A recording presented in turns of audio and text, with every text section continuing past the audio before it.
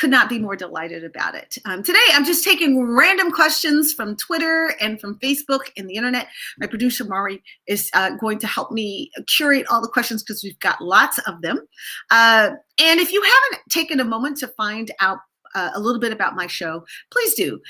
You will see teasers and clips from the show here on my Twitter feed, on my Facebook feed, on YouTube, and of course on the Patreon channel where it is hosted.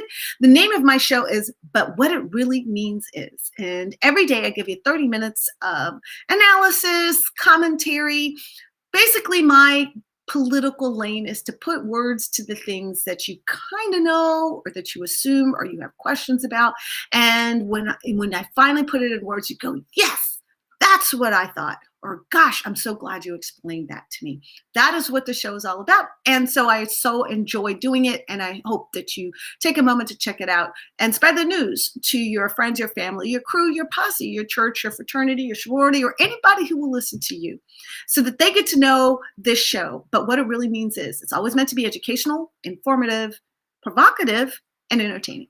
So with that said, let's turn to tonight's questions, and there are a lot of them. So far, I have a list of 225 questions. I'm not going to be able to get to all of them. I'm sorry, but we're going to try to get to as many as we can. So let's get started. First question is from C.H. Anthony. You are the top of the question list. Why is cancer not treated seriously as a pandemic the way COVID is? Because it's not contagious. And it is treated seriously, but it's not catching. So that's why it's different. Second question. Who coerced or helped convince former SCOTUS Justice Kennedy to retire abruptly while also paying off Brett Kavanaugh's massive credit card debt before his nomination? This question comes from Connie McKinney. Connie, great question. I don't know exactly who did it, but I know that it's shady. And I think it's something that needs to be investigated because I think that there was perhaps something untoward about how all that went down. Kennedy was not so old or infirm that it was obvious that he was going to retire, but you saw and I saw that he had that kind of denouement with Donald Trump, and all of a sudden he was singing a completely different tune. My suspicion, and I quote, it is a suspicion and not a fact or an accusation, is that this had to do with Anthony Kennedy's son, who worked at Deutsche Bank and was one of the main lenders who worked with the Trump organization. At least that's what I understand it to be. Again, this is all stuff that I'm curating from Twitter. It's not stuff that I'm claiming I have personal knowledge of. But I think there's something to do with that. And so that is my question. That is my suspicion, but I don't know. I will say this. It's suspicious enough that it's worthy of investigation. Thank you for your question, Connie. What would the Electoral College vote be in 2016 had Comey or Putin never interfered in that election? Excellent question, Mike. F you, Mike, too. Thank you for that question.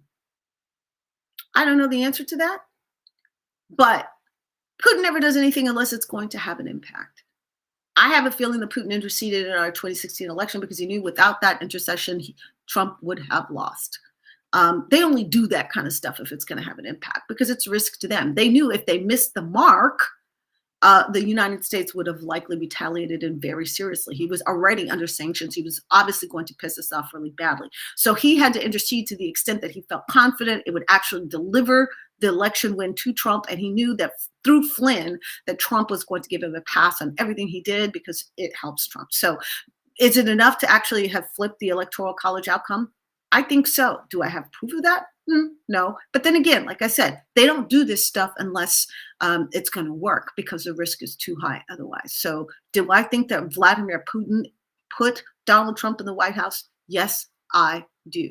And did Donald Trump do anything in the 4 years that he was president to disabuse me of that position? Absolutely not. At every turn that Donald Trump had the opportunity to hold Russia in check, he chose not to. That, to me, is what we call circumstantial evidence that he was beholden to Putin from the beginning and still is. So that is the answer to your question.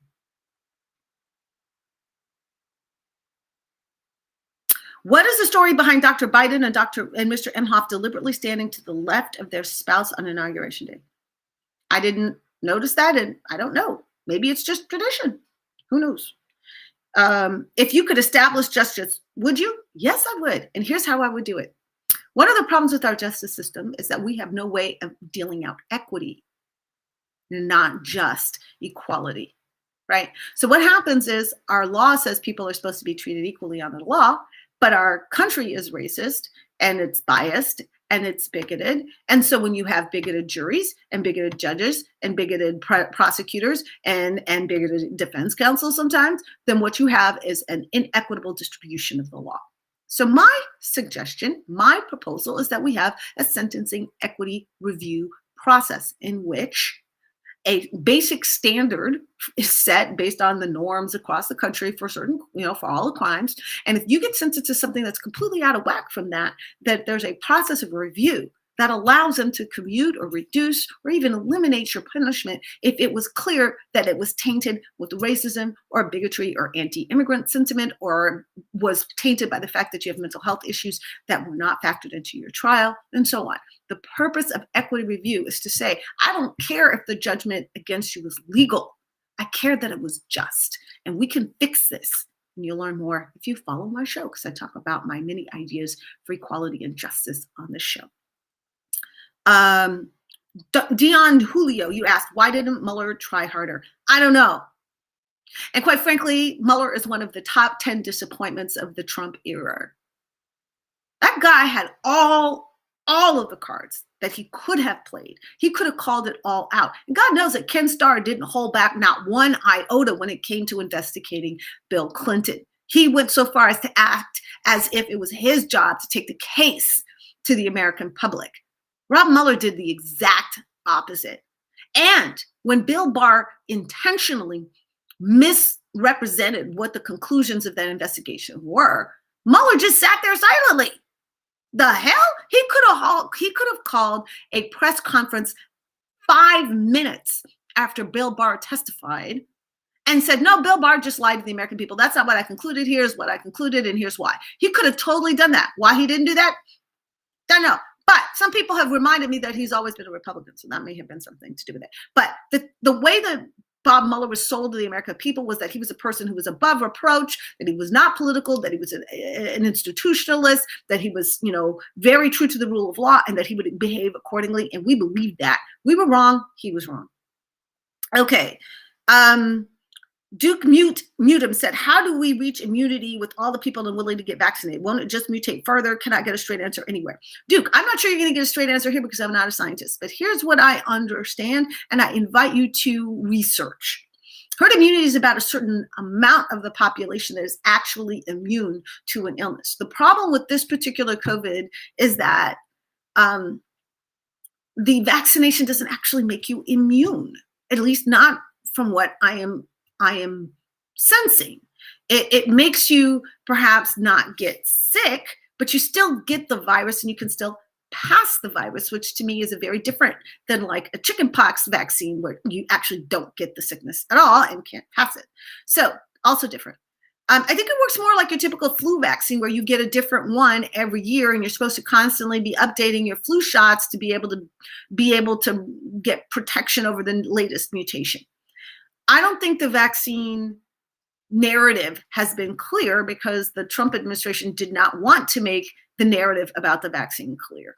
And I think the Biden administration is really just trying to get as many people vaccinated as possible because that provides some level of prophylactic protection, especially for those who have comorbidities and underlying conditions, and those who are frontline workers or people who are going to be exposed to the virus at high levels. So should you get the vaccine? Absolutely. Should you continue to socially distance even if you do get the vaccine? Absolutely. Continue to wear your mask. Continue to act socially responsible. Assume that the vaccine may keep you from getting sick, but won't necessarily keep you from passing the illness to someone else. Until you get direction, otherwise, treat yourself as a potential carrier so that you respect the people around you and you take precautions to be considerate of the well-being of those around you. We are all in this together. And whether we achieve herd immunity or not, we need to think that it is our job to protect those who could potentially die from this illness. So that's what I understand. Now, it could be that my understanding is wrong. I'm not claiming to be a doctor. We do have doctors and experts in this field. If you do have questions about it, though, research. Don't just believe what you hear on the internet or you see hither and yon. Research. Read up on it. Figure it out. Figure out what the Dr. Fauci and his crew are saying. But my understanding is If you have a comorbidity, go find yourself a vaccine, get the vaccine. If you don't, wait your turn, but continue to socially distance, continue to wash your hands, continue to wear your mask.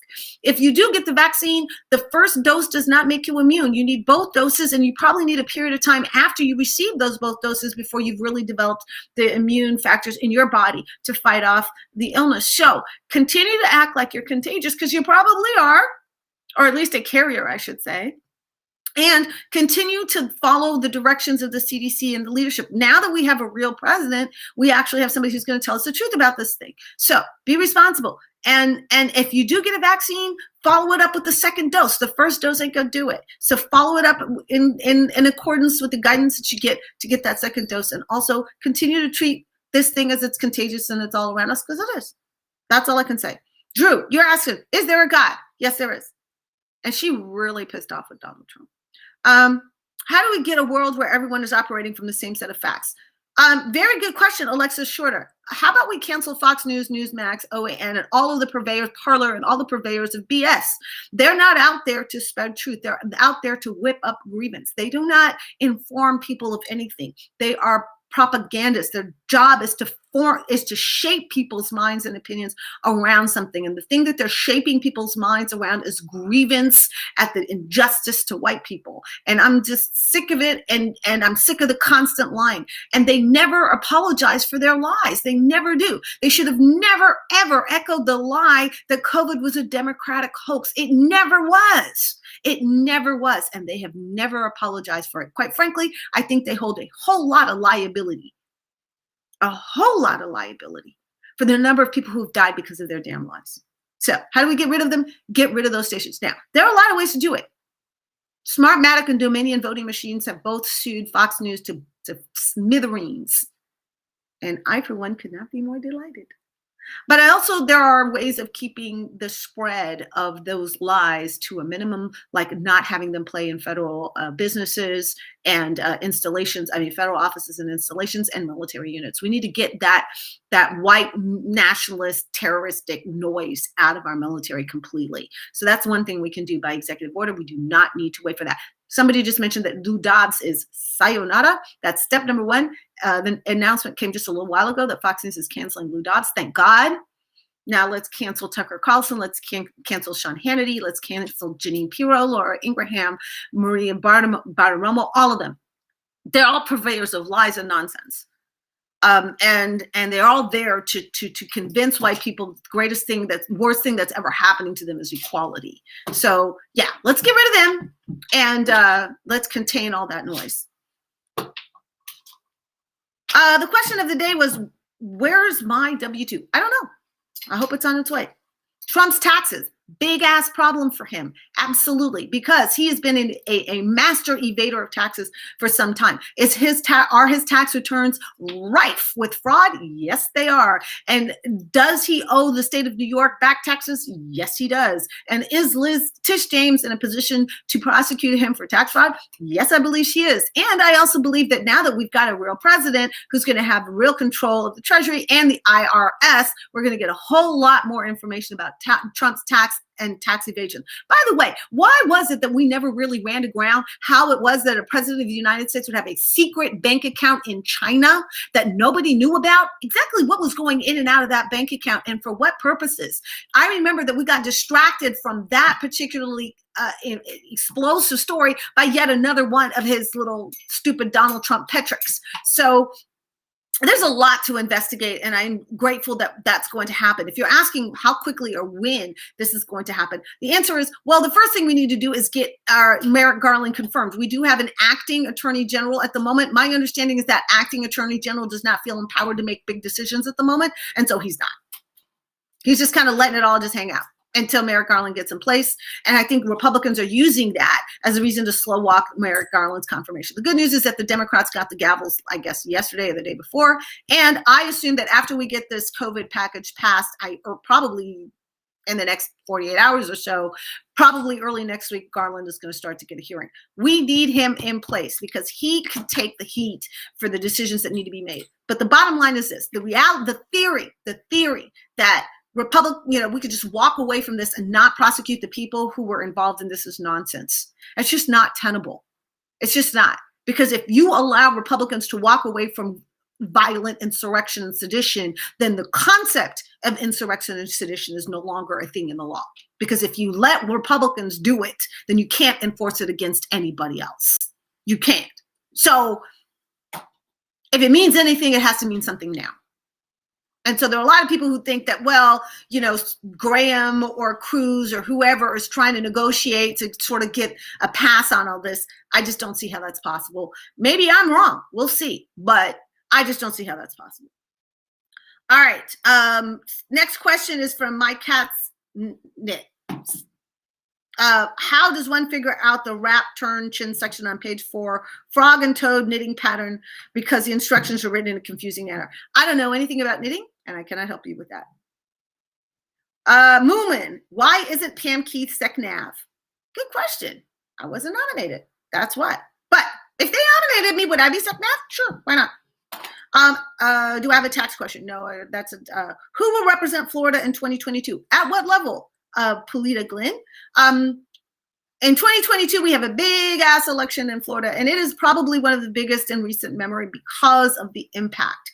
Our governor is on the ballot. We have a senator on the ballot. We have all of the congressional delegation, all of the state house, all of the state senate, all of the constitutional officers like CFO and attorney general, and we have all of this redistricting in play as well. So if there was ever a time to invest in making sure that Florida goes blue, it's right now. That's the important, that's like the, hey, pay attention to Florida, which I'm always doing.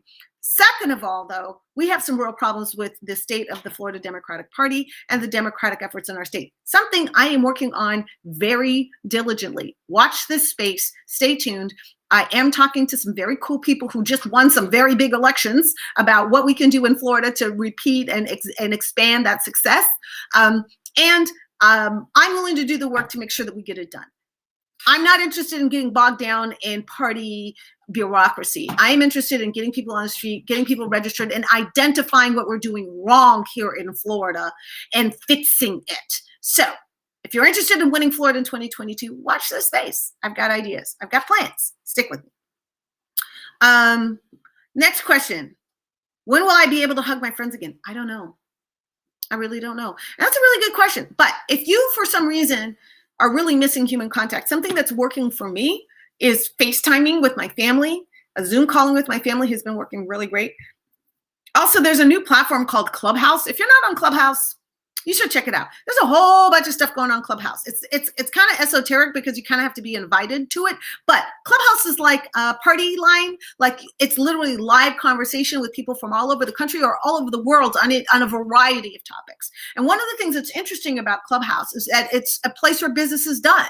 Like you have rooms where they have entrepreneurs and they have investors and angel investors and billionaires who sit around and people just pitch their business to them all day. And they literally say, I like your business, I'll invest. And they will take it offline and make it happen. So it's a place where you get all kinds of really cool information, but also you can just hang out with people and talk about stuff that's on your mind. So if you're feeling isolated, try to get on a Clubhouse. It's a way to connect with people that's in real time, that's real voice, and it's real human, and it can be great. It can be a lot too. I will say that, but it can be awesome and great.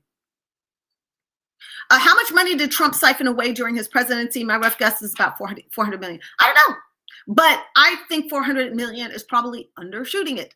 Donald Trump owed a lot of really shady people a lot of money before he got into the presidency, which to my way of thinking should have prohibited him from being president of the United States because he was fundamentally compromised. He certainly couldn't have gotten a top secret clearance for any other job in the United States government, period.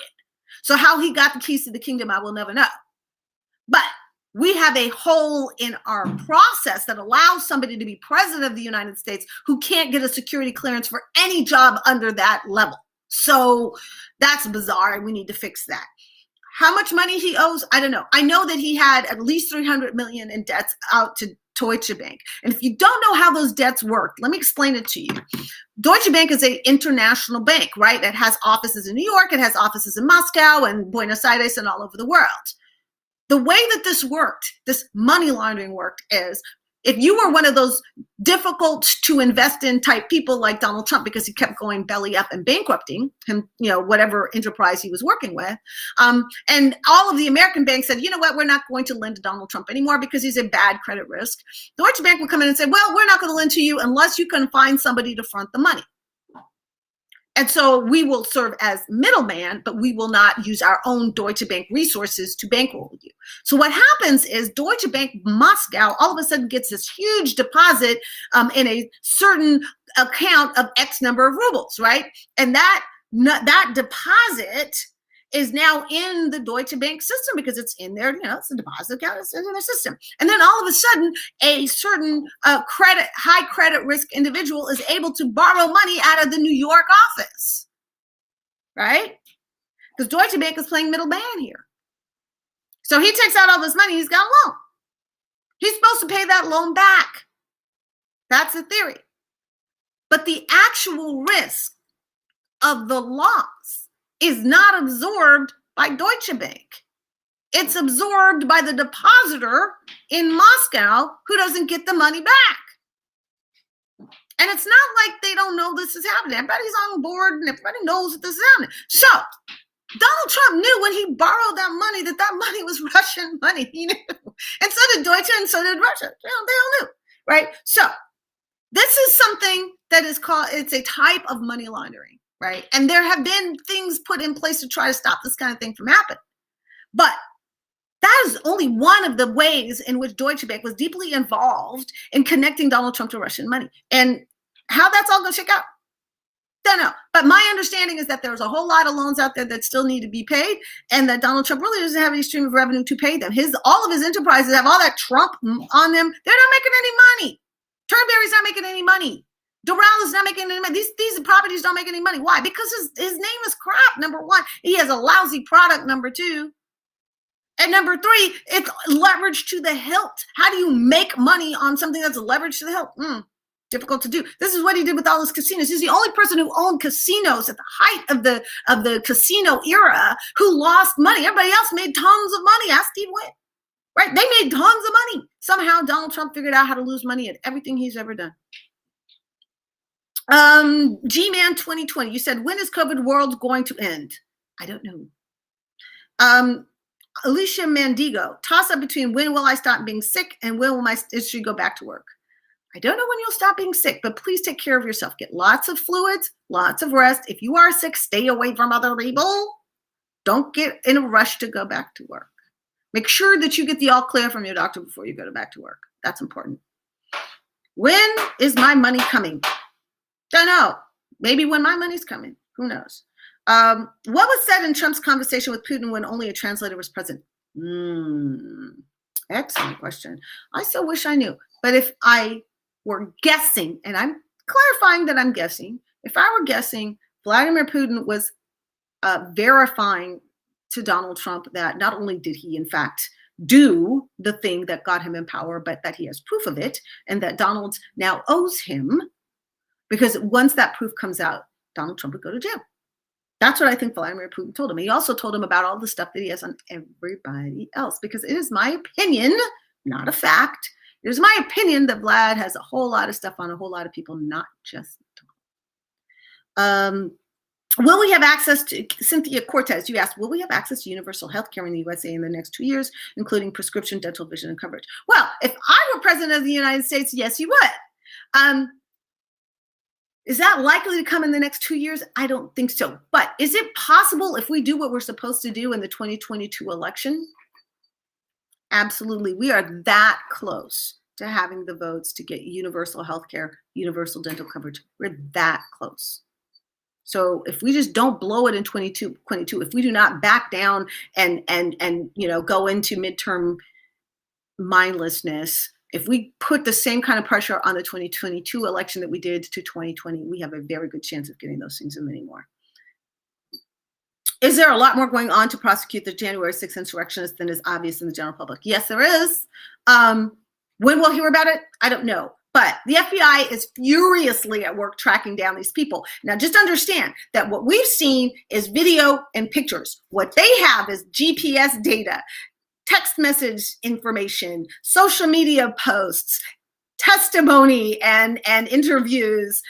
They have so much, I mean, money, wire transfers and money, like they have so much more information that is than what is in the public sphere. So trust and believe they are running it down. Again, the reason it looks like nothing is happening is because the current acting attorney general does not feel like he's going to own any of this, and he wants to wait for Merrick Garland to own it. And I'm like, okay, but let's hurry up and get Garland in. Nikki Lee asks, how do I help my nearby, at least, relatives to see the light about Trump? Don't ask them to see the light about Trump. Ask them to see the light about their own checking accounts.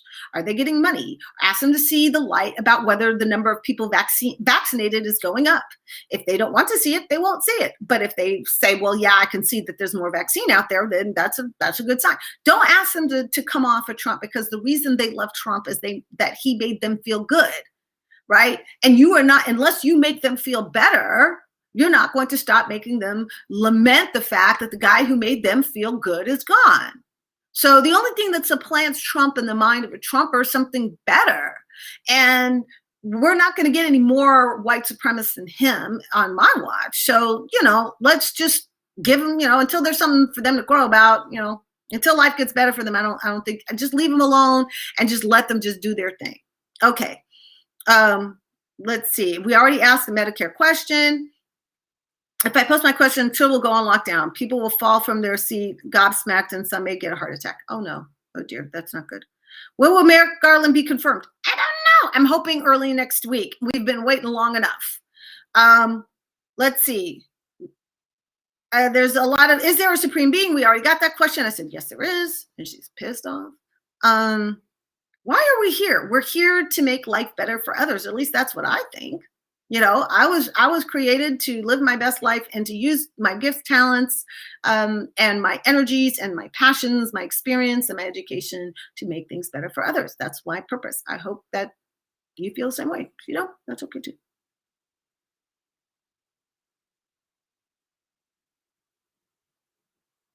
Okay, why is a man who beat a dog to death with a bat, shot cats with a gun, and posts racist memes allowed to be on the mayoral ballot in my town? The horrifying thing is I live in a dying town in Illinois, so I'll probably win. Well, BCCB, why not run against him? Run against him. There's no rule that says you have to let that be. You may not win, but then again, you might.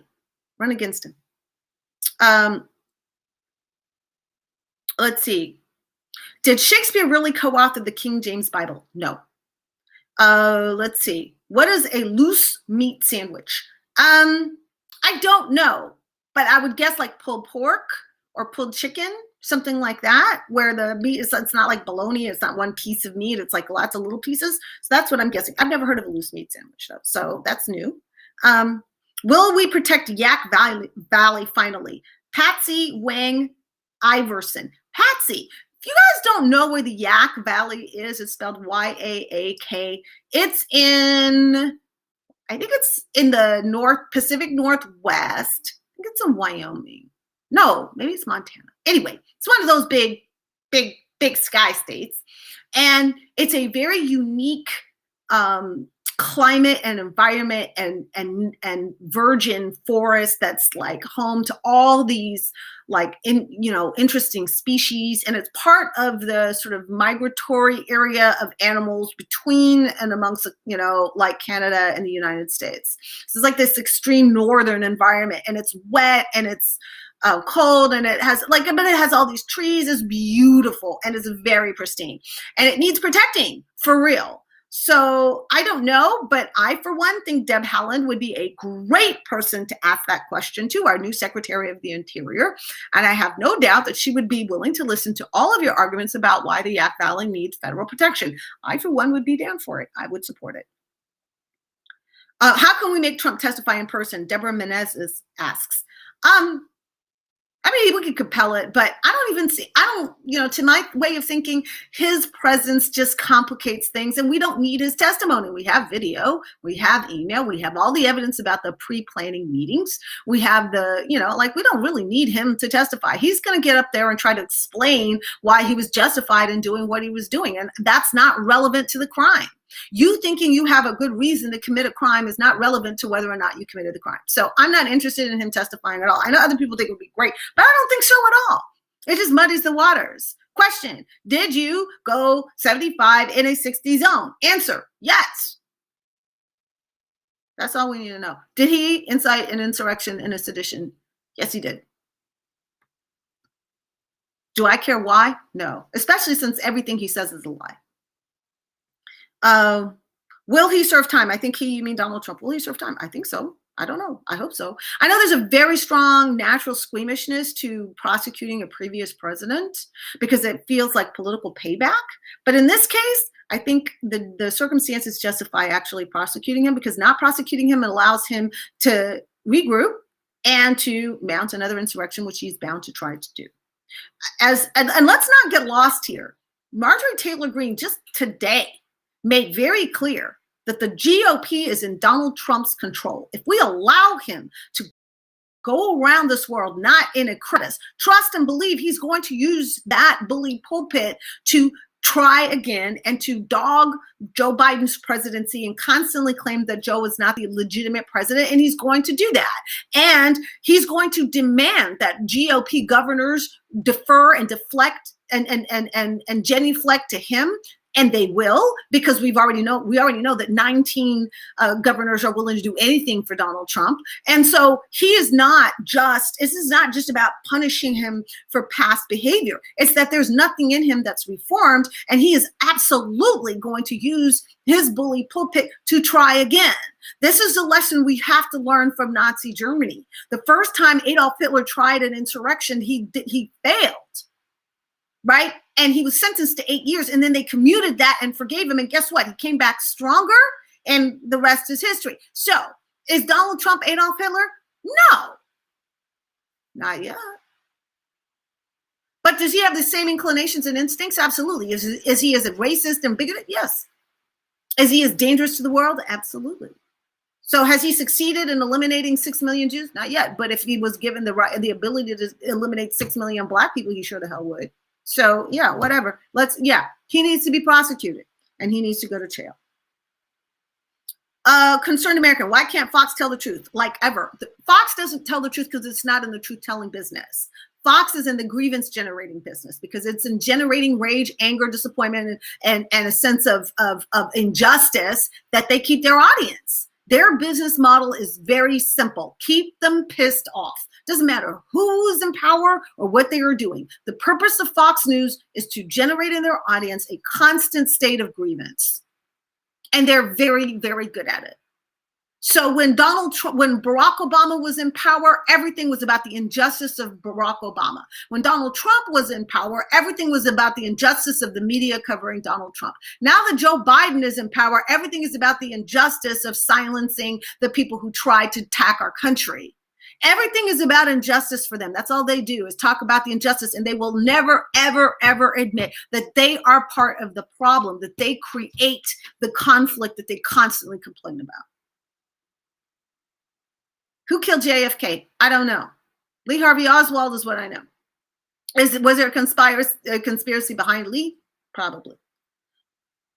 What is wrong with so many elected GOP members of Congress? Excellent question. You should watch my show. Just yesterday, I did an entire segment about what happens to the mind of a group that believes it is under siege. It's called a siege mentality, right? And what happens to the mind of a person under a siege mentality? They become absolutely focused on defending their numbers rather than being able to be self-critical in any way. They can't be self-critical because they believe that holding on to their cadre is what's necessary sort of to defend the perimeter, right?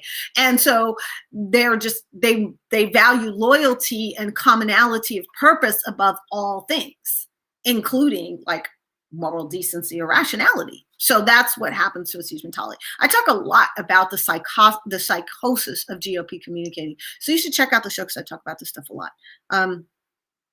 Why haven't I got my second round of stimulus? I still never got the 600, so I would definitely love to get a good answer to that question. The only question, Lumberjack Larson, the only answer that I have to you is, have you filed your IRS paperwork for that payment? I thought the way that the first stimulus payment was done was crap. Millions of people didn't get it. So what happened to it? I don't know. I hate the way the stimulus thing is going down. It shouldn't be based on your IRS status or whatever. I recommended that they give the money out in Visa debit cards so that anybody could use it anywhere. I was ignored. What can you say? If I had won my election, maybe I could have put that up in Congress, but I didn't win. So sorry. Let's see. Do I like Reese's peanut butter cups? Jay Judkins. Hell yes. Best chocolate candy ever. That's all. Are the Buccaneers going to win the Super Bowl on Sunday? I don't know, but here's what I will tell you. It is not a really good bet, to assume that Tom Brady is going to lose when he's in the Super Bowl. He's been to several and he's won the overwhelming majority that he's gone to, right? So I will say that Tom has a way of elevating his game, making the people around him better, and he just gets lucky as hell. Because sometimes the teams he plays against in the Super Bowl get kind of, I don't know, they just make really bad choices at the very end, just ask the Seattle Seahawks. I will tell you this, though. I am rooting for Patrick Mahomes and the Kansas City Chiefs. Do you want to know why? Because my family's from Kansas City. My dad was born in Kansas City. My grandmother is from Kansas City. My family is a Kansas City family. We are a Gates family. We eat Gates barbecue and we cheer for the Kansas City Chiefs. And it delights me that Patrick Mahomes is in the Super Bowl. He certainly deserves it. He's an amazing athlete. And I want to see the baton passed to the next generation of superstar quarterbacks. So, answer to your question, I don't know. But here's what I also will say. I haven't paid any attention to this year's football, because it just doesn't feel right to me. Until they get Colin Kaepernick back there, and I love football, by the way. I'm a huge football follower normally. But this Kaepernick thing is really pissing me off, number one. And number two, it just doesn't feel right without the crowds and the whole thing. Half the teams had to cancel games. It was just weird. It's like a season with an asterisk next to it. So, I just don't feel good about it. So I'm going to have to wait till next season. Maybe they get their shit together and give Colin Kaepernick a contract. And if you're saying, well, he's not in football shape anymore or whatever, I don't care. I genuinely don't care. As far as I'm concerned, he could just sit on the bench in the uniform and I'd be happy because he wouldn't be the only player on the team sitting on the bench. They need to give him his job back. They need to bring him back to the NFL because they were wrong. He was right. And they need to fix it. End of story. Who or what started the Big Bang? I don't know. God, I guess. What's it all about, Alfie? Don't know. I'm trying to figure it out just like the rest of y'all. What really happened at Roswell, New Mexico? Good question. I don't believe in UFOs. And yet, I don't not believe in them. I mean, think about it. Statistically speaking, what is the likelihood that Earth is the only planet in the entire universe, all of the galaxies out there, that's inhabited by something that's like alive and procreating and able to like do stuff? Statistically, really unlikely. But then again, aliens is unlikely too. So I'm just decidedly undecided about it and not all that willing to spend a whole lot of time thinking about it. Why did Nikki Haley suddenly resign after Khashoggi was murdered? What did she know? I don't know what Nikki knows. I want to know what Jared Kushner knows. Jamal Khashoggi was assassinated by Mohammed bin Salman and his, thugs. So what I want to know is, when are we going to sanction bin Salman? When are we going to make him persona non grata in the United States and freeze all of his U.S. assets? That's what I want to know. Because bin Salman's a monster, and he needs to pay a price for what he did. Nikki Haley's a dingbat and has no place in future politics.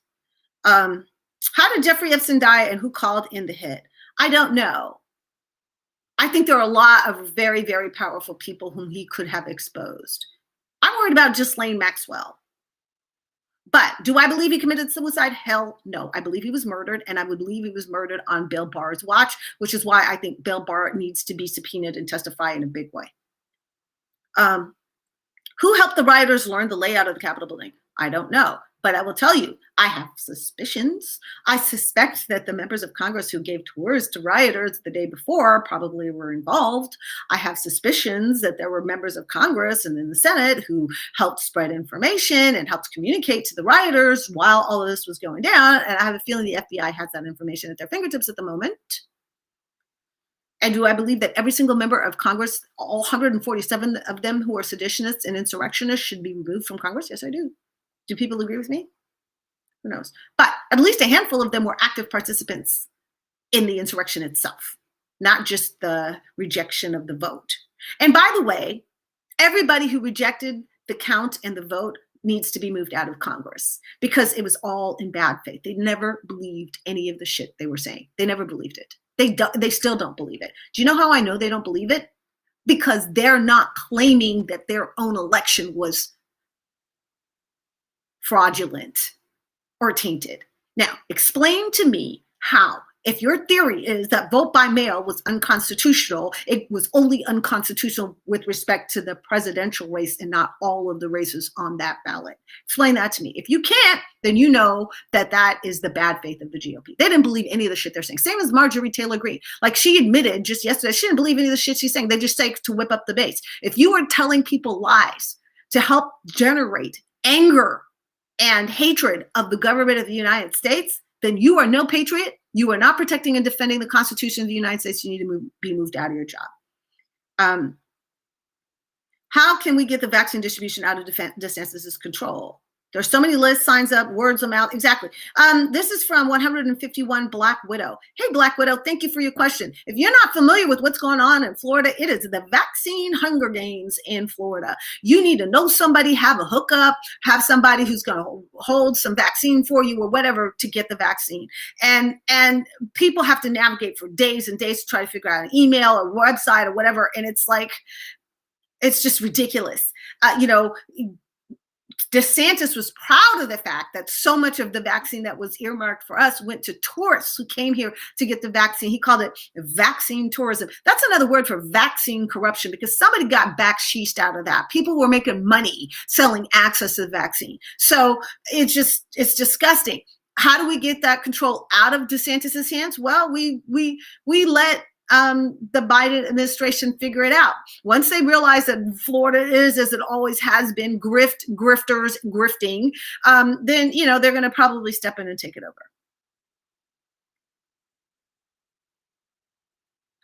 Big question. Black Lives Matter. I guess that's, the question is so many questions. Got a big one though. Why did Trump authorize the killing of Qasem Soleimani?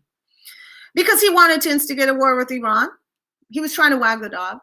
Soleimani is not a good guy. I'm not claiming that he is. And was he responsible for funneling Iranian money to Hezbollah and Hamas? Yes, he is. Is he responsible for terrorist activity? Probably. But he's also a high-ranking general of the regular Iranian army. Just like Colin Powell or Petraeus were high-ranking generals in the United States Army. Now, you could, maybe somebody in Iraq could make a straight-faced argument that, one of them or both of them were responsible for extrajudicial assassinations or killings or terroristic activities because, that's, what is and what is not terroristic may sometimes be in the eye of the beholder. But if Iran had decided to put a hit on Colin Powell and kill him, would that have provoked the United States? Damn right it would. Being a high-ranking member and government official does give you some protections. It does, because to take out and kill and assassinate leaders of other countries are acts of war. They are. So I got to admit that Iran showed remarkable restraint in not retaliating. But then again, they knew that Donald Trump's days were numbered, and pulling themselves into an armed conflict with the United States was nothing but agony. And so they just decided that they were not going to go there. I'm grateful that they made that decision, because had they retaliated, then Trump would have felt justified in going 51-50 on them, and then we would have been drawn into yet another Middle East conflict. And for those of you out there claiming that, we should be thankful that Donald Trump didn't get us into a war, it's not because he didn't try. It's because he didn't succeed. And the other parties understood what he was trying to do and decided to be more restrained. So thank God for that. Let's see. Who paid Kavanaugh's debts? A lot of people want to know about Kavanaugh's debts. I keep saying that there's something with Deutsche Bank and Kavanaugh's son and Russian money, and that's what I think it's about. Do I know this? No, I don't. This is my opinion, my guess. Why is Mr. Pillow showing up on my feed? I don't know. You mean My Pillow? I don't know. He's on like Pandora. My Pillow is advertised on Pandora. I'm like, stop that. I don't want to hear him. He's awful. But did you see that David Hogg, who's one of the Parkland survivors, who's a very, very high profile guy, good guy. I think he's at Harvard now. Anyway, he's decided to start a pillow company that competes with MyPillow, and apparently it's going very well. So stay tuned and pay attention to that. I don't need pillows at the moment, but if they start up one where the profits go to help reduce gun violence, I'd be all in to buy a new pillow. What is the meaning of life? The meaning of life is to have as much fun on earth as you can while you help make this a better place for others.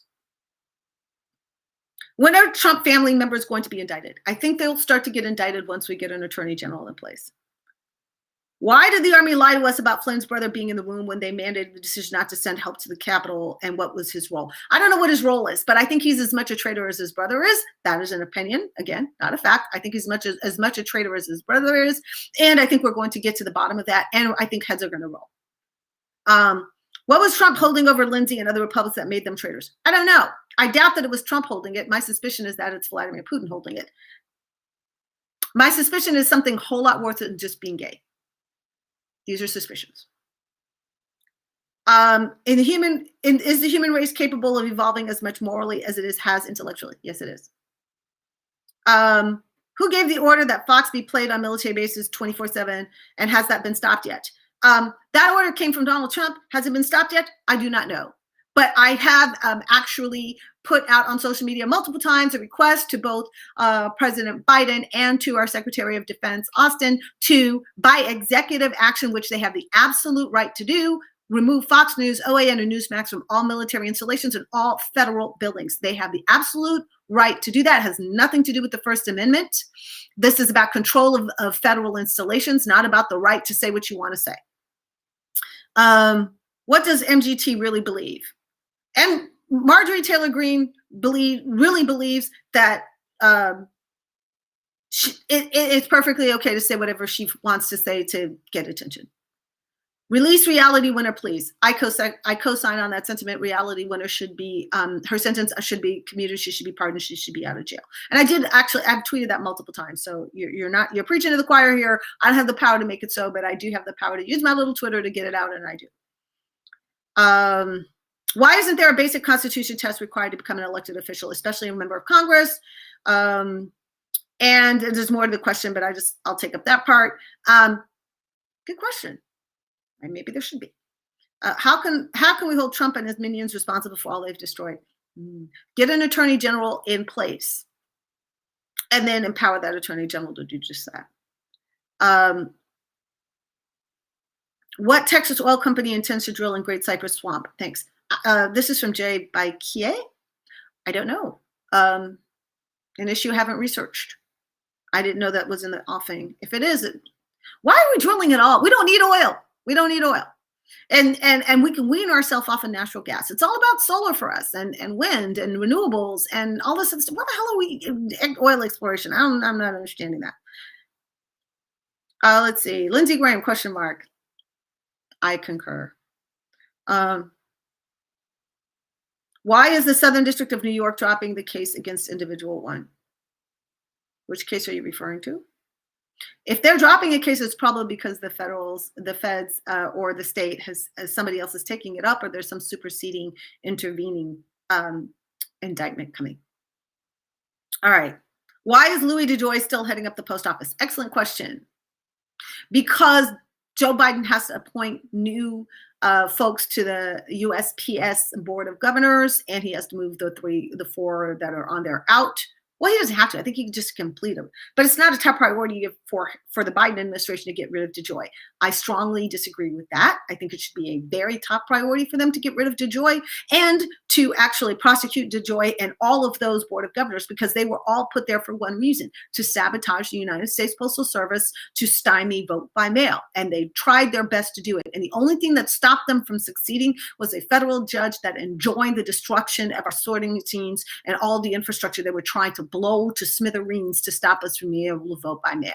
They are all criminals. They all should be prosecuted. What they did was against the law. What they did was immoral and unjustified. And the damage that they've done to the U.S. Postal Service is still being felt today. It's not like it's back to the way it was. The damage was stopped. It was not fixed. And so I think it should be a top priority of the Biden administration to get rid of all those guys and to prosecute them all. That is my opinion. If you can vote to limit the filibuster, why can't we just vote to reinstate it after we pass the things we need to, or right before the next? We can do either one. Our problem right now is Sinema and Manchin. Both of them are, if you watch my Twitter feed, you know how I feel about them. If you watch my show, but what it really means is, if you watch my show, you will understand how I feel about Sinema and Manchin. It's not that I have a problem with them being centrist or being right-leaning or whatever, because they can oppose any legislation they don't like.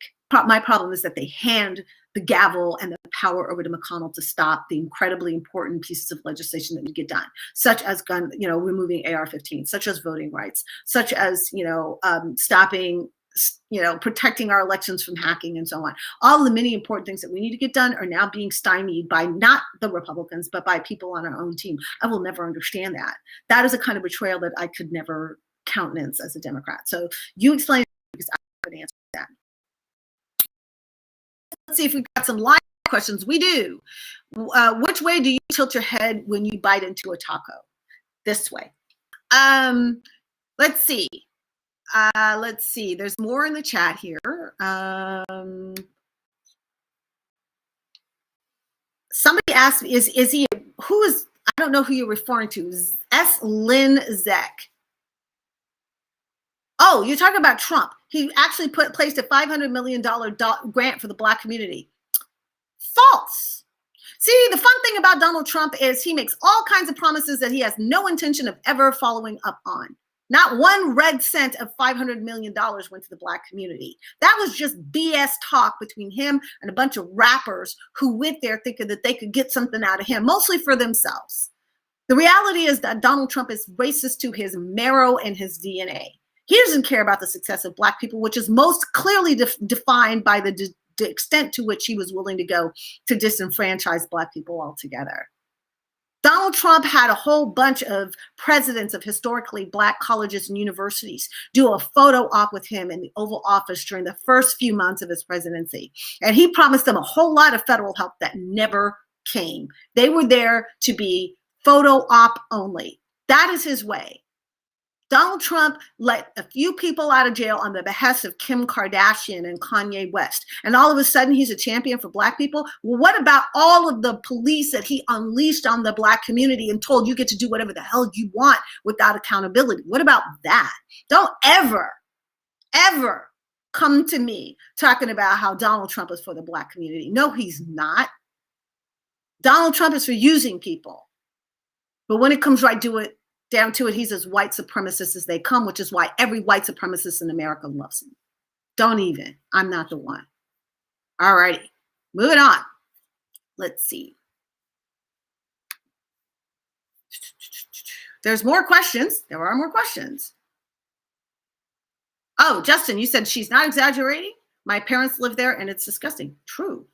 Well, Justin, thank you for your comment. Yes, it is as bad in Florida as I claim it to be. It is absolutely unreal. Next question. Will we ever know the whole truth and scam of the past administration? No, maybe not the whole truth. I think there's a whole lot of money that was taken out of U.S. Treasury that is in the hands of private entities at the moment. I want to know where that money went and who got it. I want to know a lot about what Mnuchin and Wilbur Ross were up to. I want to know a lot about that. There are a lot of questions we need answers to, but it's going to take a while. First things first, though, we need to kind of get our house in order. And sadly, it's going to take a while to do that. First, we've got to get the COVID relief passed, right? Second of all, we've got to get the vaccinations out there and people, getting the vaccination in some reasonable way. I mean, I'm sure you saw the story of the people who were stopped from getting the vaccine in California because of protesters who wanted to stop them from getting the vaccine. Explain that to me. Where did that come from? And why was that, why was that even allowed? I don't understand that. So anyway, that's a really, really serious issue. I don't know how that happened. So don't have an answer for that. Let's see. What is taking Letitia James so long? We are waiting to see Donald J. Trump in cuffs. I don't know. Like I said, I keep thinking that what is taking her so long is that she's waiting for the Attorney General to be sworn in so that she has a federal partner to work with. Who removed the panic buttons in congressional offices? That is a very good question. I do not know. But whoever did it needs to be arrested. My theory is that there's closed caption TV or television monitors in the Capitol building that will answer those questions. So I don't know the answer to that question. It's a good one. But and the question is why? I mean, the theory, just so I'm putting it in words because that's what I do. The theory here is that the panic buttons were taken out so that the members of Congress who were being targeted by the insurrectionists couldn't call attention and help to themselves when their offices were breached. Okay, that's why the panic buttons were taken out. The question is who did it. And if a member of Congress had a panic button removed from their office, they can feel fairly confident that they were on the list to be assassinated. And I don't know that that list has gone out of existence. I think the people who want them dead are still out there. So should we take any risks whatsoever with our members of Congress? Absolutely not. If you're a person who feels like you need to have a gun and you want to try to bring a gun to the Capitol building, stay your ass at home. You can do your work remotely. Because we don't need guns in the Capitol. We do because we don't know who to trust. If you're whining and complaining about barricades and barriers being around the Capitol, sit down and shut up. You're the people who inspire the people to show up there and attack the Capitol. All of you Republicans who are complaining about the National Guard being on alert because you're the ones who created the situation. So sit down and shut your ass up because you created that situation. It never had to be like that. But you were so busy lying to the American people about something that could never be done legally. They thought that there was something you could do. And so now they feel betrayed. You have unleashed a monster you cannot put back in Pandora's box. So I don't want to hear anything about Republicans complaining about their lack of movement or inability to carry weapons or whatever. Sit down and shut up. You created that situation. Okay. Let's see. How the hell did Marjorie Taylor Greene get enough people to vote her into Congress? Very simple. She's in a very, very red district in Georgia, and the Democrat actually pulled out at the very last minute. My understanding of the situation, as I gleaned from some articles, so again, not claiming that this is personal knowledge, is that the Democrat who was running against her was not getting particularly well supported because they didn't consider it a competitive district. Apparently he was going through some family issues, was going through a divorce, and maybe had to leave the familial home. And instead of staying in Georgia, he decided to move out of state to Indiana. And I'm like literally unable to understand how he could have made that decision because even if he had to move out of the familial house, he could have stayed at a Motel 6. He could have stayed at a support. I mean, like he could have stayed anywhere in the state of Georgia. If he'd stayed in the state of Georgia, he would have been eligible to be on the ballot. So what happens is he was now ineligible, but it was too late for his name to be replaced on the ballot. So his name was on the ballot, but he was ineligible. And that to me is like a major screw up. Like, how could that even happen? Now, I ran for Congress, and I know it can be difficult. I will go to my grave not understanding how you do that. But whatever. I suppose I shouldn't be judgy. But if Marjorie Taylor Greene were my opponent, I would camp out in my car. Like, I'm sorry. Whatever. Who are all the 1-6 co-conspirators? I don't know. But a lot of members of Congress, I think, are caught up in that. What will tonight's Mega Millions numbers be? I don't play Mega Millions. Maybe I should. But I'm not known for being particularly lucky. Blessed, maybe. Lucky. Please define terrorism versus war. Very interesting. Terrorism is about using violence to push a particular political agenda, right? So if you want to stop somebody from voting, that is something that you use. If you use violence, that's terrorism. War is open conflict between states. Okay, so is there such a thing as internal war or civil war, absolutely, right? We had one here in our country. And that was the government of the United States against what was, ostensibly the government of the Confederacy. And there was war. Now, if there was no declared armed conflict between these two entities, and it was just Southerners killing Northerners, we would have called that terrorism, right? But there was a declared battle, and most often wars are for territory and total control, right? Like, so in our case, we fought the Civil War, the United States took control of the entire territory that was the Confederacy. That is why, to this day, people who want to be seditionists or secessionists and want to leave are free to go, but they can't take the land with them because the land belongs to the United States of America. We own that land because when you are at war, to the victor go the spoils. You take control of the territory, and the territory now becomes subsumed in the state that wins. This has been true historically forever. And you know this because I learned a lot more about this when I went to Europe. I went to Northern Europe. I went to Sweden and Scandinavia and all of that. And it was really cool because they had this museum that had all these maps of all the different years, going way, way, way, way, way back. And you could see how the territory's lines moved. Sometimes a part of it was Russian, sometimes it was Finnish, sometimes it was Austro-Hungarian, it was whatever. And all these different stages, it was belonged to different entities. But the way that a country absorbed more land or lost land was through the process of war. Right? Terrorism is something else. Terrorism is not necessarily about gaining land per se, right? It's trying to gain a political outcome. And it can be on a large scale or it can be on a small scale. But terrorism is about pushing a particular political agenda. So when we look at, the terrorists of 9/11, they were not trying to take over the United States of America, right? They were trying to generate pushback or hatred towards America in the Middle East, and to try to create a circumstance in which a general Muslim caliphate could be created amongst and between all of these Muslim states, right? And that's probably a deeper conversation than you really want to have about the concept of a caliphate. But 9/11 was not about Osama bin Laden all of a sudden absorbing all of the land of the United States of America. Different idea. I hope that answers your question. Okay. Why are Democrats supporting ex-Republicans who bought us Citizens United, who overturned the Fairness Doctrine, who bought us gerrymandering, voter suppression, not hold them accountable for it? You need to be a BS champion. You need to be a little bit more specific as to who Democrats are supporting who did that. I don't know who you're referring to. How can we make America one nation, indivisible? Well, it is already that.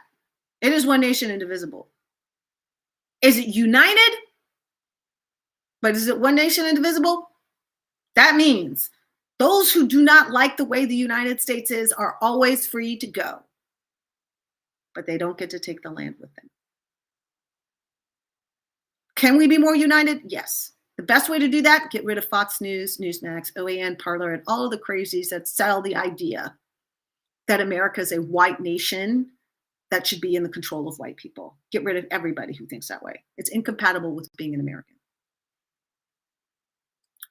Hugo Algorithmist, what in the holy F happened to the Republican Party?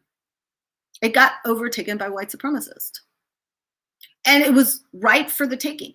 Because when it embraced segregationists as a necessary component to winning elections, it started down a very, very bad path.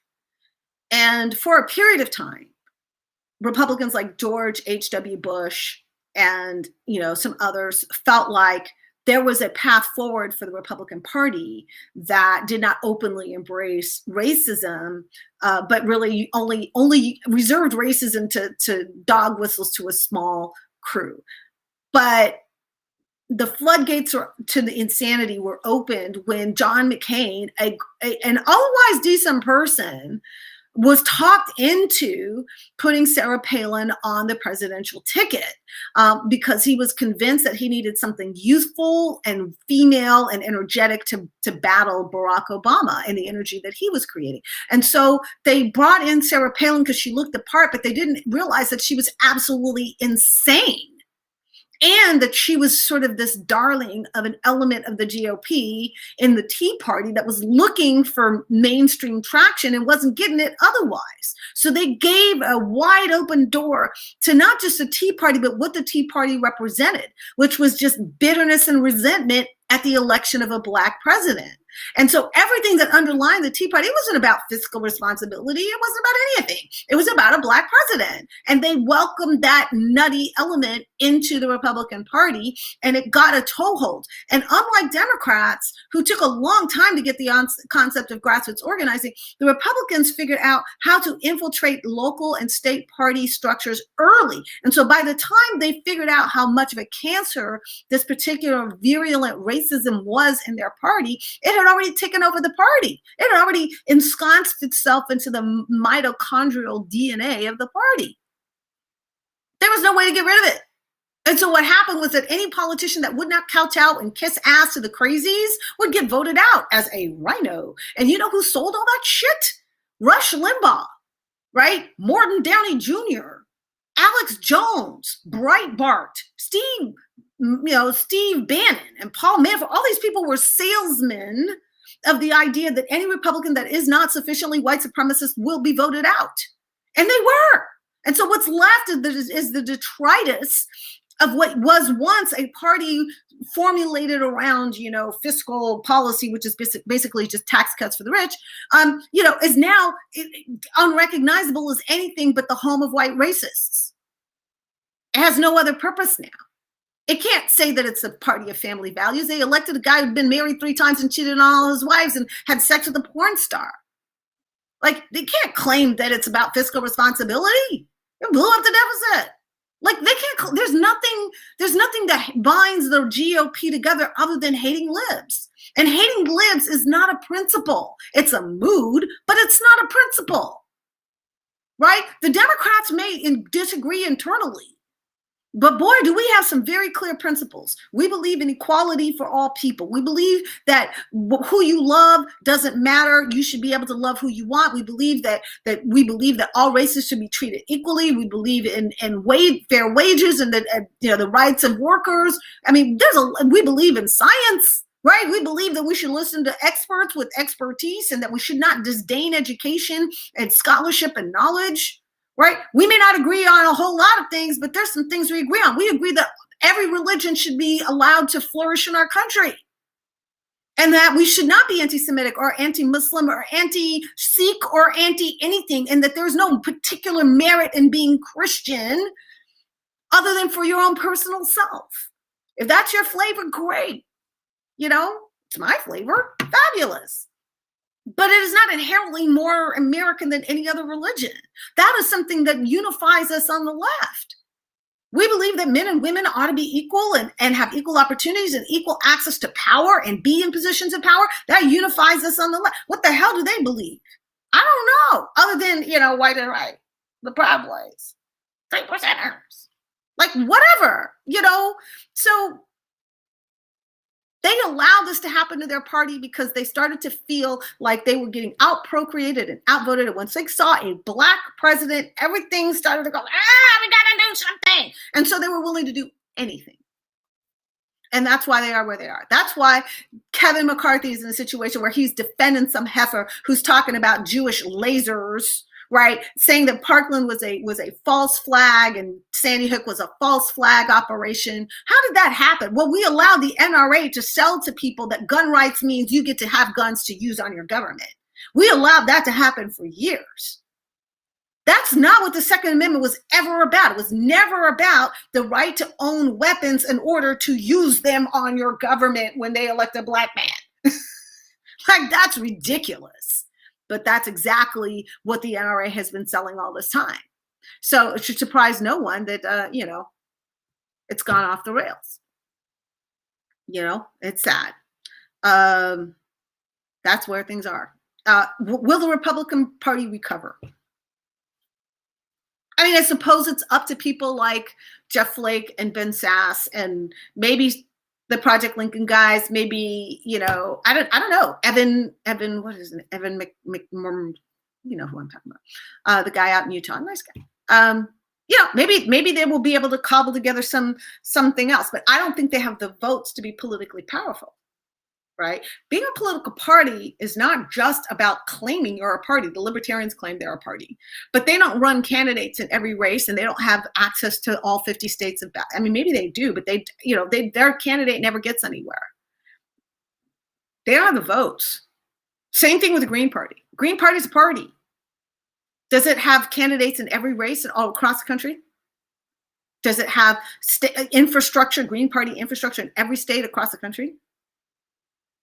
Right? That's why it's not a thing. That, you know, is it good to have a Green Party? Maybe, you know, I'm not the person who has deep beef with Green Party. But in the reality of today's politics, the parties, the one thing that the Democratic Party and the Republican Party actually agree upon is how little they want another party. And so they both work to ensure that no other party is created. And they've been successful in that. Let's see. Here's a good question. WTF America? Seriously, Trump ? WTF? I'm with you. Like, shocking to me. Absolutely shocking to me.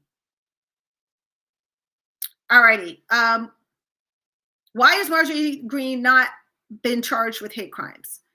Because you would actually have to tie her to an act of some kind. So far, all you've got is words, but that could change. Let's see.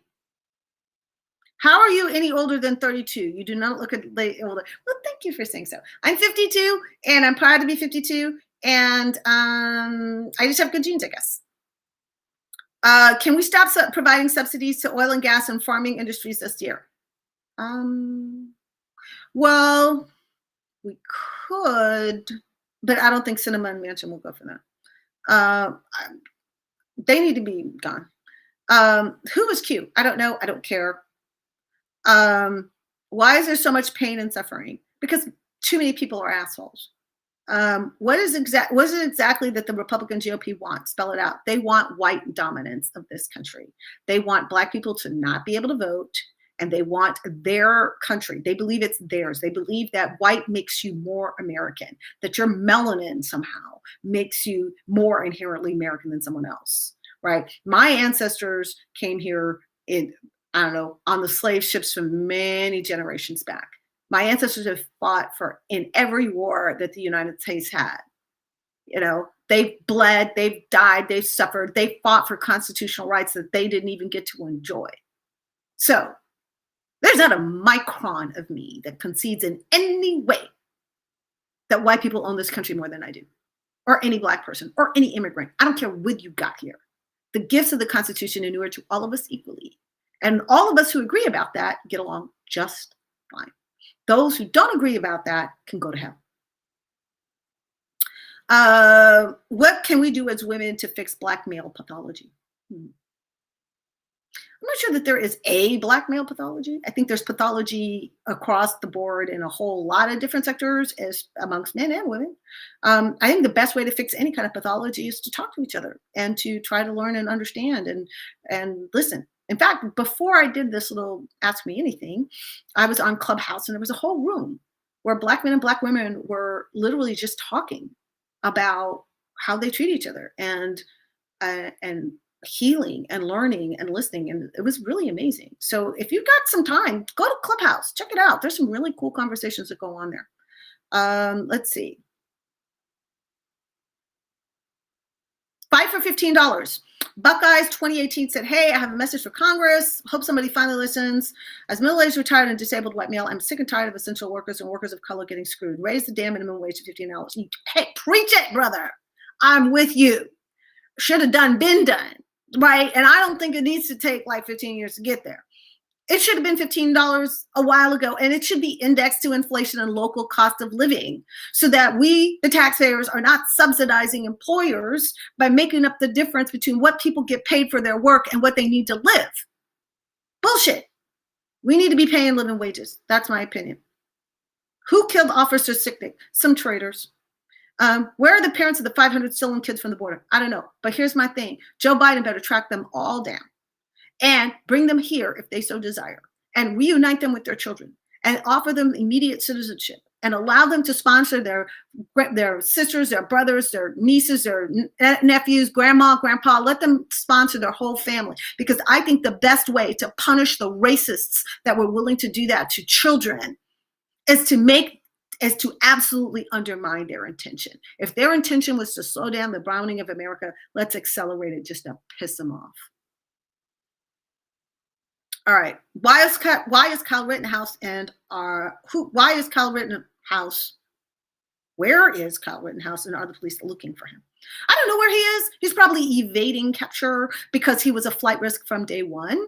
And are the police looking for him? I don't know. I know that the state is looking to remand him to custody. I just don't understand the magistrate or the judge that allowed him to be out on bail. I don't understand that. He assassinated people. He drove across state lines to do it. Help me to understand how he's not a risk to others. He's just looks like a little doughy, weak white dude. And so maybe the judge took pity on him, but that makes no sense to me. He should have been remanded from day one without possibility of bail. And I really want to know who that judge and magistrate is, because I want to dig into this person. I want to make sure that we make it public that magistrate should never, ever be elevated to any other kind of judicial position. In fact, they should probably be fired, because that call was deeply racist. Because what that judge was basically saying is, we don't care that this man assassinated Black people. You know, putting Black people at risk by putting this guy back on the street was perfectly fine. Not with me, it's not. Why is Roger Stone not in jail? Well, he was originally pardoned by Donald Trump for the stuff that he did before. But apparently he engaged in more crime recently. Will he be in jail soon? I hope so. But the answer to all the questions about why have we not moved forward with holding people accountable, the answer is always the same. We don't have an attorney general yet. And the person who's acting as attorney general does not feel like it's his job to actually do any of this. So they're investigating, but they're not doing anything. So I'm hoping that we get an attorney general soon. What was said between Trump and Putin in every conversation they had? I don't know. Probably bad stuff. Don't know that we'll ever find out for sure. But if we did, I'm sure we'd find it was bad stuff. When will you stop treating people with real physical diseases as if they're criminals? Who's you? Me? I don't treat people with real physical disabilities as criminals. That's weird. Weird question. All right. I'm going to take two more questions, and I appreciate your comments. I see somebody that says, Pierre Creighton, you said, I think you're gorgeous, smart, and talented. Well, thank you, Pierre. That's very kind, but that's not a question. All right. Let's see. We got another one.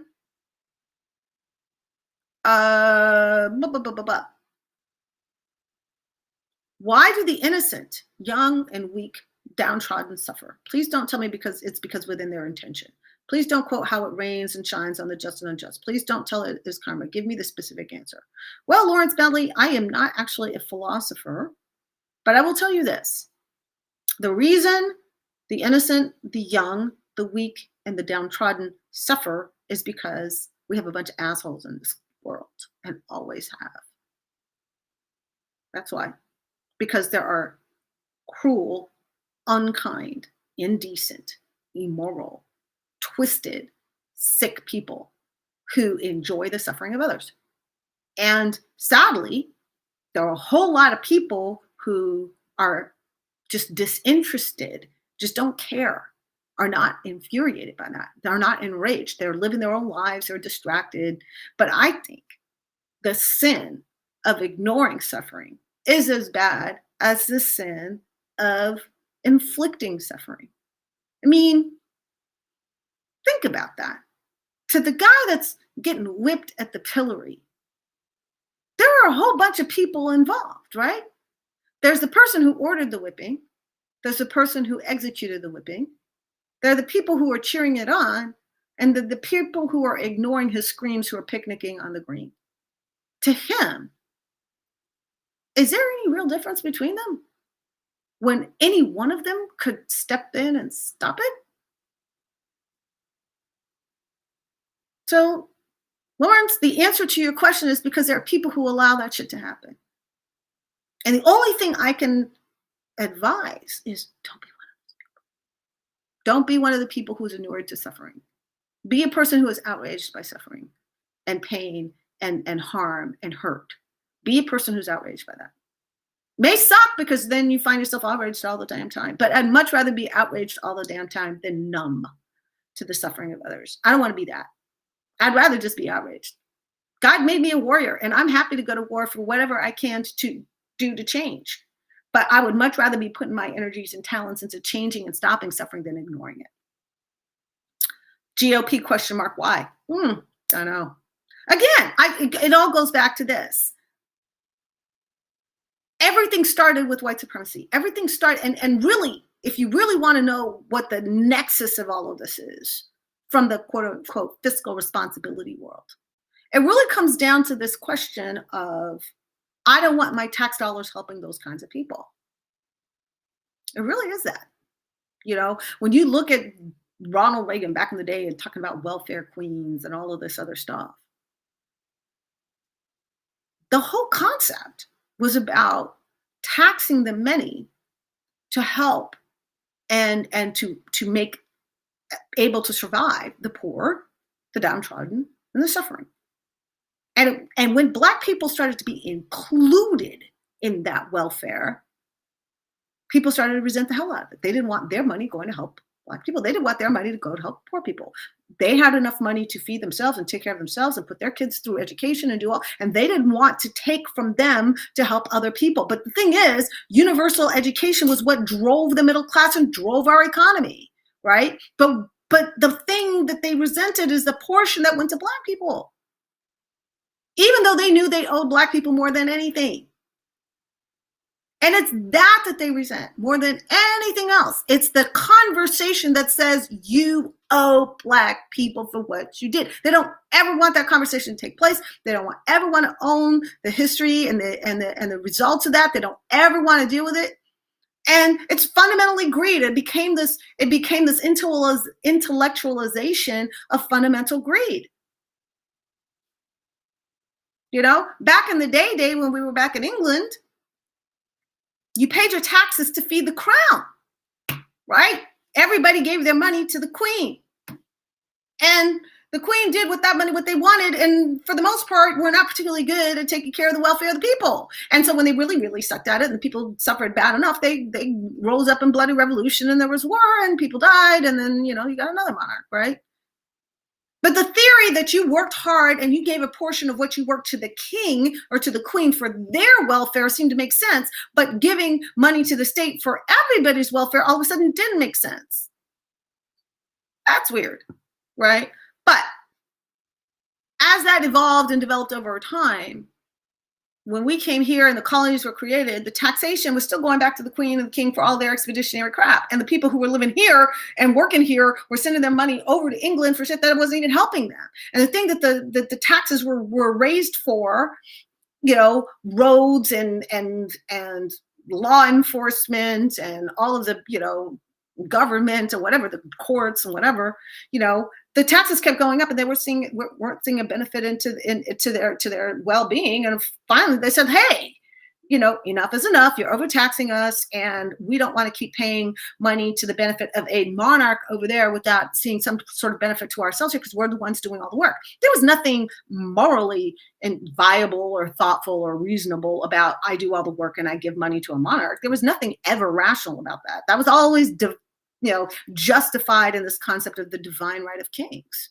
And it was sold in the religion and the culture, right? Like just born, of like such good stock that they deserve to be, like in this opulence.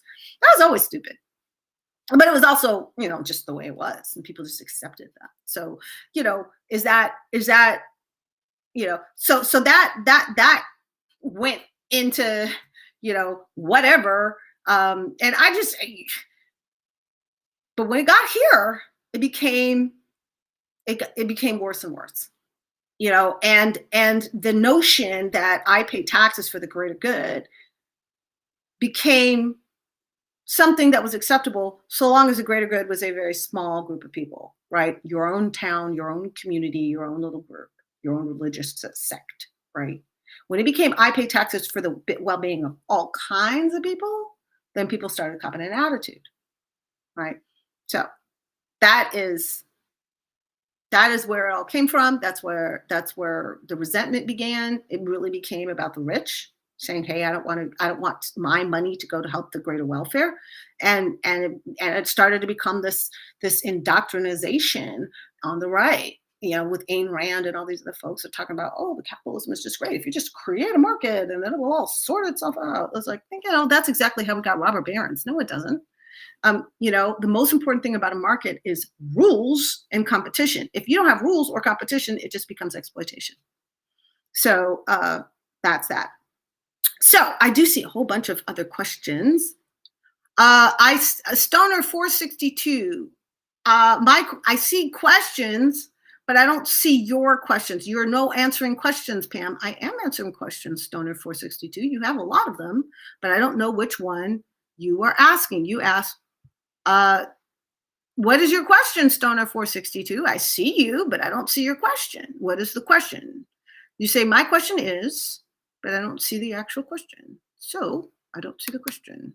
Sorry, I don't see your question. I see that you want to ask one, but I don't see what the question is. Okay. Let's see. I'm going to see if I can find any more of these live questions. Stoner, you got 2-3 minutes to post a question. What is your question? Okay. What is your question, Stoner? Okay. I'm going to give you just another minute to post your question. And Paul Vega, Pam FL, answer my question. Well, I'm not seeing your question either. Let's see. Paul Vega, I say, Pam Key, Florida. How do we get business to enforce the mask rules? Because I work at Publix and they aren't enforcing it. I know the public is not enforcing that mask rule because I went to a Publix before I found out about their support of the seditionists. And I saw somebody without a mask on, and I literally called the front of the store as I was in the store. And I said, hey, I see somebody walking right here without a mask on. And they were like, well, we don't enforce it. And I'm like, excuse me? And they were like, well, we're not going to ask them to leave the store. So I don't know. Public pressure is the only thing I know of that makes people actually wear masks and for the stores actually enforce it. I don't know how else I can say that. I do not know. James Tweedy, now I see your question. James, you said, do you think there is an abundance of radical right-wing minded and white supremacists in the military? Abundance is a difficult word. Is there a presence? Absolutely. Is it way more than it should be? Absolutely. This comes from a few things. First of all, Fox News is on 24/7, 365 in most of our military installations. Donald Trump actually ordered that at the beginning of his presidency. But also just understand that the military is a hierarchical structure. It tends to, people who believe in authoritarian structures gravitate towards the military because that's what it is. It is an authoritarian structure. Also, it's a male-dominated and macho environment. And so that is a healthy hunting ground for folks like that. It's also a place where people use weapons, like weapons, are comfortable with weapons, and a lot of them listen to or are influenced by the NRA. And so that's another one. The trope that somehow owning a weapon is a right you have in order to confront the government when you're unhappy with it is something that was sold by the NRA and was bullshit from day one. So that's part of it. But also it's a dereliction of leadership. And in the commander-in-chief, we had a person who was fomenting and supporting and encouraging white supremacy up, down, and sideways. It should not surprise you that started to permeate throughout our military ranks. It's going to take some work to purge it, but purge it we must, because it is absolutely incompatible with national service to be a white supremacist. It is incompatible with a functioning unit, because every unit has Latinos and Blacks and gays and now transgender and women. And if you can't work with every kind of person, you don't belong there. Everybody else can figure out how to work together. You thinking that you're above everybody because of your melanin is not going to work. So if you are a white supremacist, you got to go. The rest of us can get along just fine.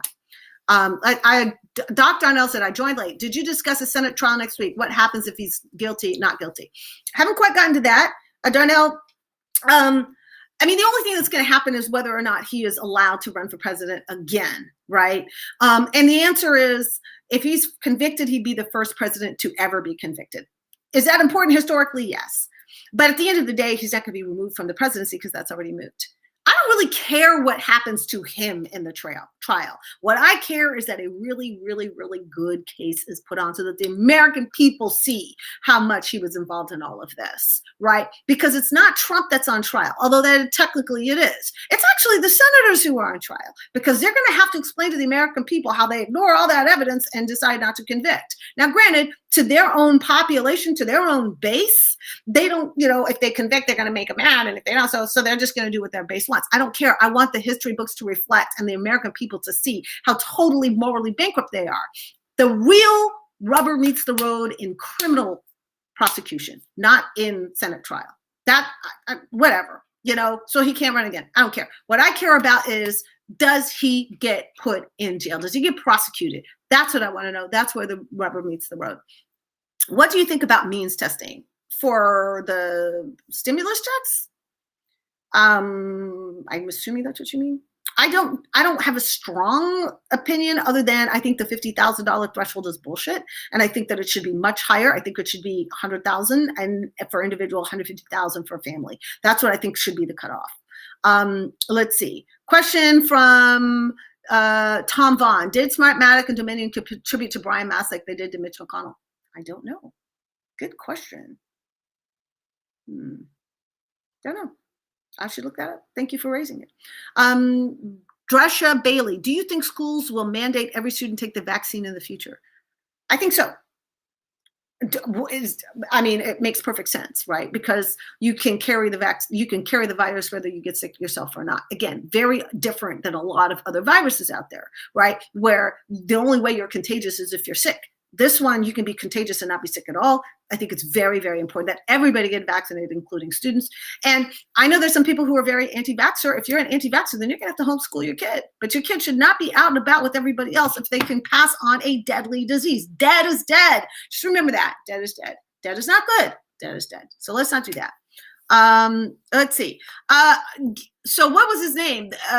Let's see. How can Democrats and independents help elect nonstop in Florida? And how do we find flawless and good candidates?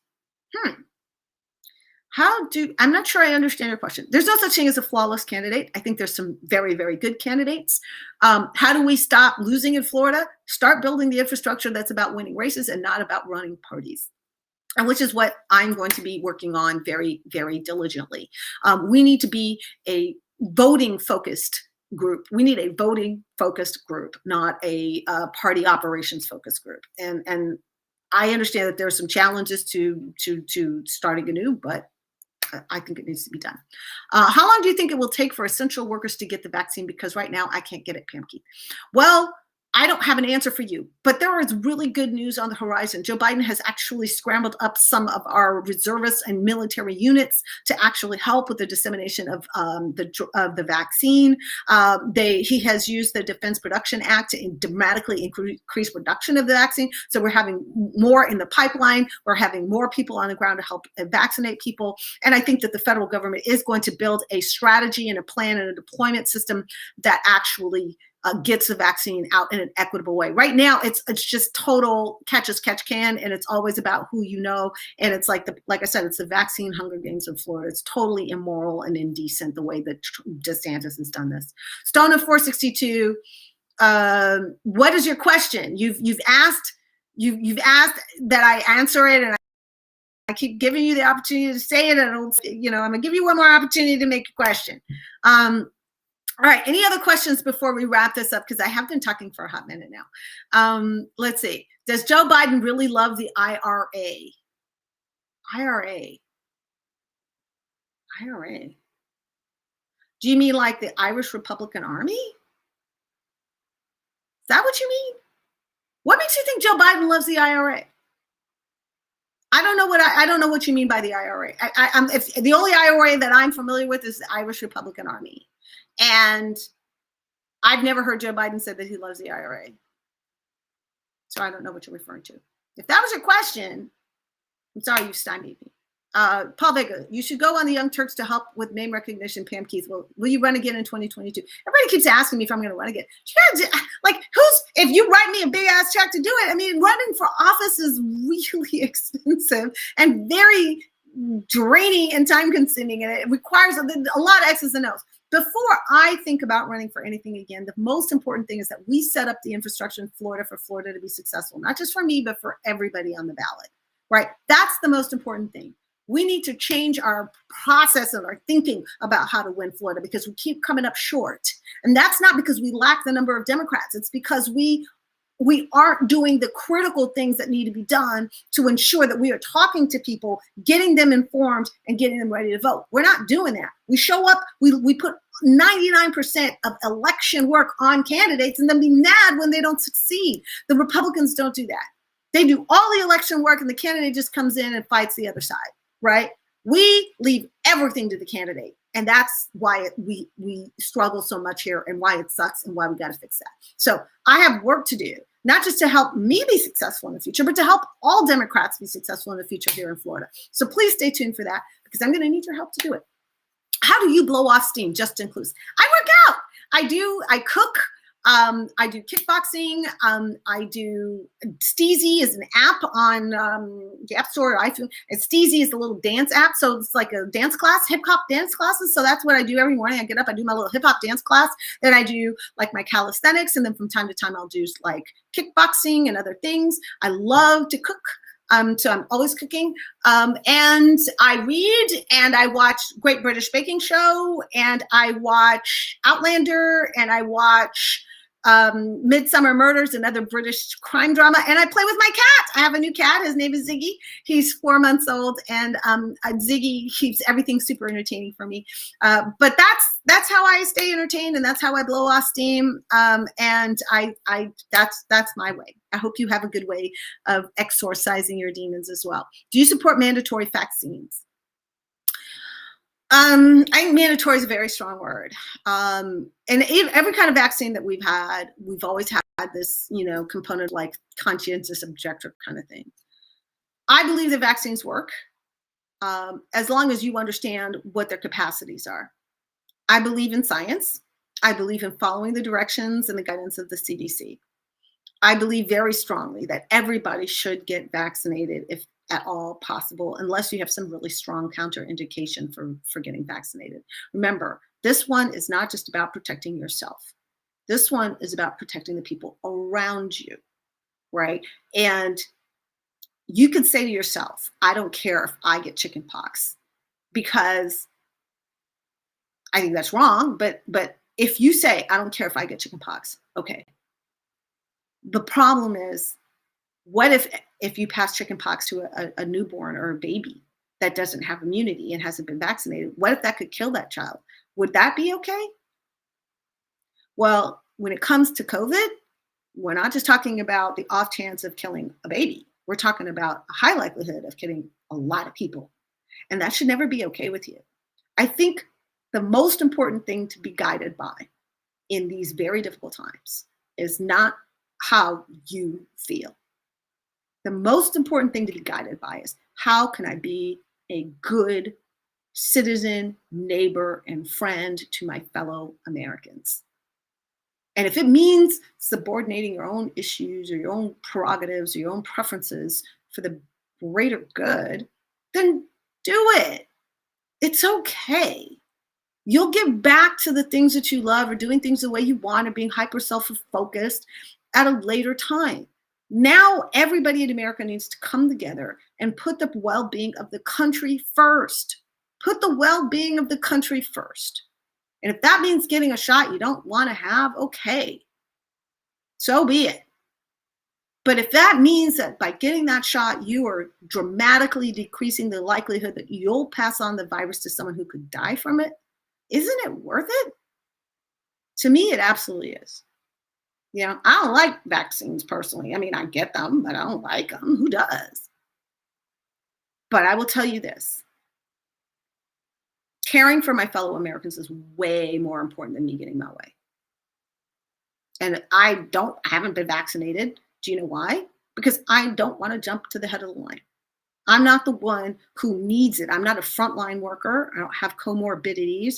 I'm not a high risk group. I can wait my turn. But in the meantime, I'm keeping my ass at home as much as possible. And I'm wearing my mask every time that I go out, and I wash my hands frequently, and I try to be a good neighbor to my friend, to my fellow Floridians, because I care about their well-being, whether they care about mine or not. So that's why I think we got to change our attitude. This is not all about us. It's about the collective. It's about all of us. And we should be thinking about how to be the best possible neighbors we can possibly be. Because if we do that, if all of us make that choice, then we will get through this thing and we'll come out the other side so much better. So, Tom Vaughn, thank you for your question, but that is my answer. What sanctions do you support for those refusing to take the vaccine? I don't know about sanctions. I mean, I'm not a big fan of incarceration, right? I don't think that's a great thing. I think maybe being ordered by a court to stay at home until you get your shit together might be a reasonable thing.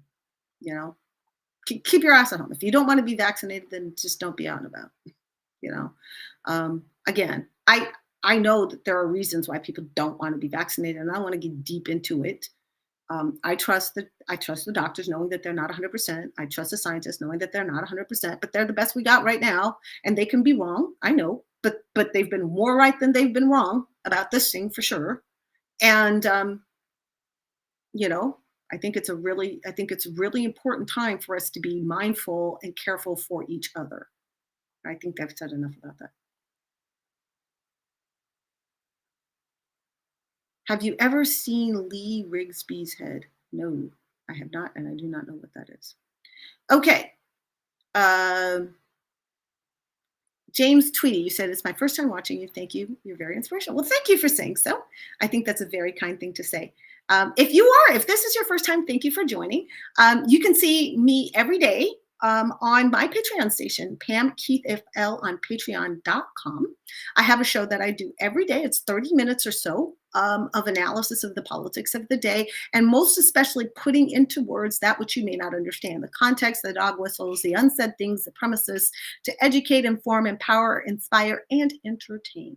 So check it out on Patreon. You also see clips here on Twitter and on YouTube, on Instagram, and on Facebook. You can find me everywhere. My motive here is to make sure that people feel empowered and they understand what's going on, and they get new ideas and new takes that they may not get elsewhere. It's raw, it's real, and it's unapologetically progressive. But I try to make sure that I'm not spreading lies or disinformation, but I'm definitely willing to take the piss out of people who are lying to the American folks. I want to thank you for making this first Ask Me Anything so much fun. It was a great deal of fun for me. Thank you to my producer, Mari, who's awesome. He is joining us from California. And to all of you who have followed and supported and who've retweeted and followed me every day. The Twitter feed seems to grow, and every day the Patreon community seems to grow as well. So thank you all. Please stay safe. Take care of each other. Pay attention to what's going on. Know that 2022 is upon us now. We are not in the year 2021. We are already in the year 2022, and the election is literally 45 minutes from now, so we better get our act together. We've got some great candidates coming up, and I'm delighted to be able to introduce you to some of them. We have some tremendous work to do here in Florida and elsewhere. We're going to not just win 2022, we're going to crush it. And when we do, many of the very, very important things that we want to see done are going to get done, but only if we put in the work. So thank you so much for tuning in. Stay safe. Have a great weekend. And I will see you live the next time I do an Ask Me Anything. Thank you and have a good night.